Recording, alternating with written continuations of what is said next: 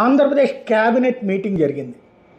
Party శాసనసభ్యులందరూ పల్లె నిద్ర చేయాలని పిలుపునిస్తున్నారు చంద్రబాబు నాయుడు. 4 రోజుల పాటు పల్లెలకు వెళ్ళి అక్కడ పడుకుని అక్కడ ప్రజల సమస్యలు తెలుసుకోవాలి, దాని పరిష్కారం దిశగా అడుగులు వేయాలి అన్నటువంటి పాయింట్ తాజాగా చేస్తున్నటువంటి. వాస్తవానికి ఏ నాయకుడు ఇంట్లో కూర్చోవాలనుకోడు, జనంలోనే తిరగాలనుకుంటాడు, జనంతోనే మమేకం కావాలనుకుంటాడు. కానీ సమస్య ఎక్కడ వస్తుంది? ఆ జనం కోరే కోరికలు తీర్చడం. ఇప్పుడు ఓ పల్లె ప్రాంతానికి వెళ్తే ఇదివరకటి రోజుల్లో జగన్ టీంని రోడ్డు మీదకి వెళ్ళమంటే వచ్చిన ప్రాబ్లం ఏంటి అంటే వాలంటీర్ ఇస్తున్నాడు, మమ్మల్ని ఎక్కడ పట్టించుకుంటారని. ఇప్పుడు అసలు ఏమీ ఇవ్వకపోతే ఏమని ఉంటుంది? పల్లె ప్రాంతానికి పల్లె నిద్రకి వెళ్తారు. వెళ్ళినప్పుడు ఏమవుతుంది? నవరత్నాలు మాకు అక్కర్లేదయ్యా, మీరు నడిపిస్తున్న పాలన బాగుందని చెప్తారా?